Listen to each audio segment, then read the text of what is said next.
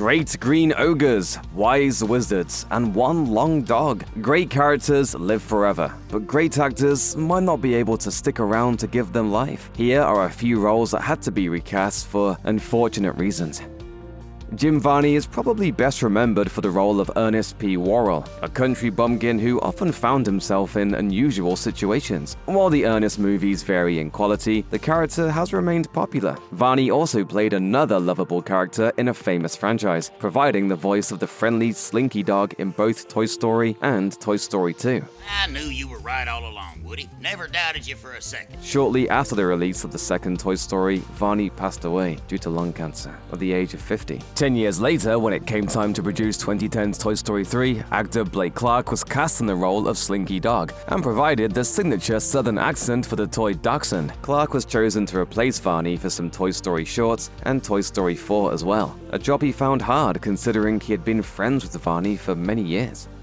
Recasting significant characters in the Robert Zemeckis sci-fi franchise Back to the Future was nothing new by the time Elisabeth Shue replaced Claudia Wells in the second part of the trilogy. After all, Eric Stoltz was dropped as protagonist Marty McFly after a portion of the film was shot, with Michael J. Fox taking his place. In that first film, Wells portrayed Jennifer Parker, Marty's girlfriend. Even Wells herself was a replacement, landing the part after the original actor Melora Hardin was thought to be too tall to appear next to Fox as his love interest. Why is this so hard?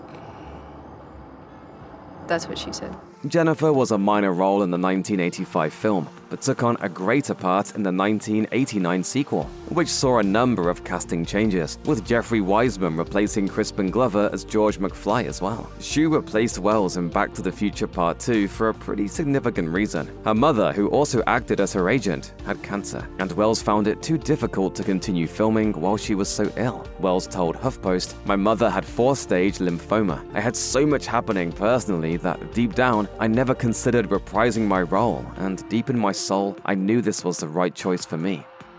The success of The Matrix meant that sequels were a certainty. Both Reloaded and Revolutions expanded the fictional universe, introducing viewers to new characters. Among them was Z, the sister of Dozer and Tank, two figures who played important roles in the first movie. The original plan was to have singer and actor Aaliyah play the part of Z, but tragedy intervened. The 22-year-old star was killed in a plane crash in the Bahamas. The Matrix Reloaded and Revolutions were filmed back-to-back. Aaliyah had actually completed some scenes for the first sequel, but she went to the Bahamas to film a music video before she could finish her work as Z. She and 8 others were killed when the plane went down on the return journey. An investigation found that the plane was overloaded and that the pilot had alcohol and cocaine in his system. A number of potential replacements for Aaliyah were seemingly in contention before the role was given to Nona Gaye, the daughter of singer Marvin Gaye. It was reportedly a tough decision for Gaye because she was friends with Aaliyah and had reservations. Ultimately, she was nominated for an NAACP award for her performance in The Matrix Revolutions.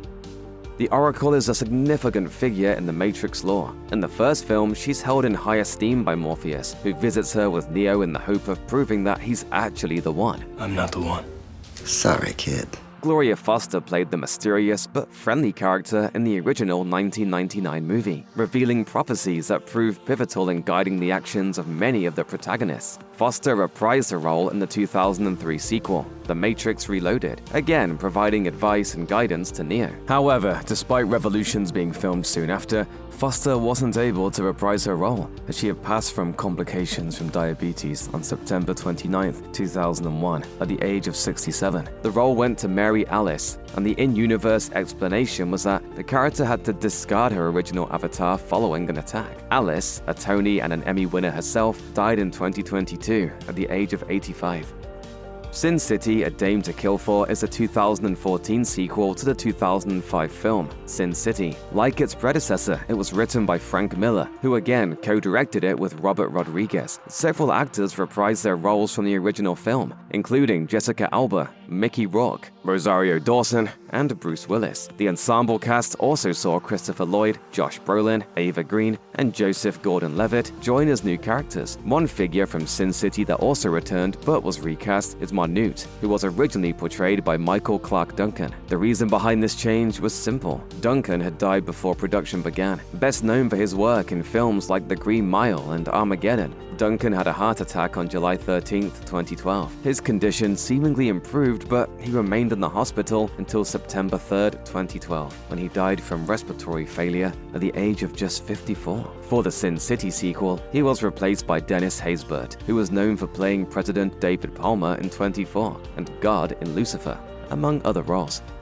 The Imaginarium of Dr. Parnassus is a 2009 fantasy film that was co-written and directed by Terry Gilliam. It has a cast that includes Christopher Plummer, Andrew Garfield, Tom Waits, and Vern Troyer, with Heath Ledger portraying protagonist Tony Shepard. Unfortunately, Ledger died during filming, having completed around half of his scenes, prompting a halt of the production. The actor was discovered dead at his home on January 22, 2008. An investigation found that the cause of death was an accidental overdose of prescription medication. Although he initially feared the movie would be cancelled, Gilliam was determined to keep it alive. He chose to finish the film by using actors to play altered versions of Ledger's character inside the imaginations of other figures from the story. Tom Cruise was suggested, but Gilliam rejected this and decided to go with close friends of the late actor, telling NPR, "I wanted to keep this in the family." Eventually, Johnny Depp, Jude Law, and Colin Farrell all agreed to appear in the movie, in tribute to Ledger and to ensure his final film was released.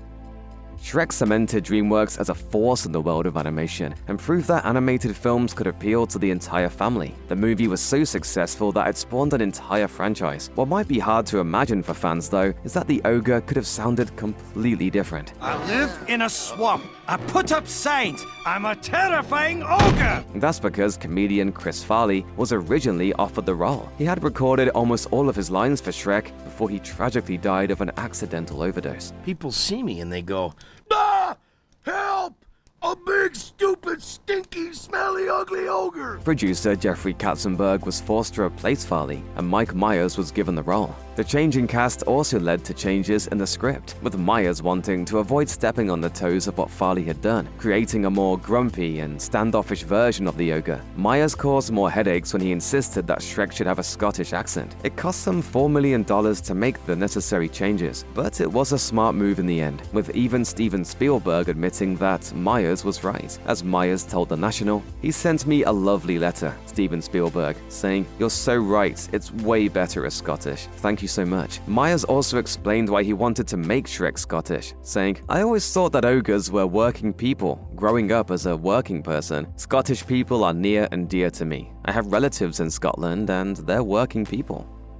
Richard Harris played the role of Hogwarts headmaster Professor Albus Dumbledore in the first two Harry Potter films, Sorcerer's Stone and Chamber of Secrets. Sadly, the veteran Irish actor died in October 2002 before principal photography began on the third installment, Harry Potter and the Prisoner of Azkaban. Numerous actors were suggested as possible replacements, including Lawrence of Arabia star Peter O'Toole. Chris Columbus, who directed the first two films, told The Wrap, "It was obviously a crushing blow when Richard Harris passed away. I met with Peter O'Toole about playing Dumbledore, and he was close, except Richard was his best friend, and he felt it was intrusive from an acting point of view, so he decided not to do it." Ian McKellen was also approached by the filmmakers, though he turned down the role because Harris had criticized him in the past. "I couldn't take over the part from an actor who I'd known didn't approve of me." Michael Gambon eventually accepted the part and chose to take the character in a new direction, with a slight Irish accent as a nod to the previous actor. McKellen enjoyed Gambon's performance, but some fans were bothered by the actor's replacement,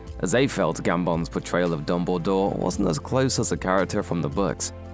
William Hurt's Thaddeus Thunderbolt Ross is one of the longest-running characters in the Marvel Cinematic Universe. He first appeared in The Incredible Hulk as a Lieutenant General of the United States Army in charge of the Biotech Force Enhancement Project. Ross showed up in later movies as a U.S. Secretary of State and was instrumental in the creation of the Sokovia Accords. Hurt's final performance as Ross came in Black Widow. Hurt passed away due to cancer in 2022. Plans were already in place for Ross to play a more significant role in the MCU, and we've had our first look at a new actor in character, with Harrison Ford taking over the role in Captain America: Brave New World. By this point in the timeline, Ross has made it all the way to the Oval Office and is serving as the president. Speaking to The Hollywood Reporter, Ford said that he's looking forward to trying a new experience, telling them, "I like doing something different to what I've ever done and pleasing people with it." But how will Marvel handle the recasting of Thunderbolt Ross with Harrison Ford? With a cheeky line of dialogue, it would seem. I have to admit, I'm still getting used to the new look. They said lose the mustache or lose the election.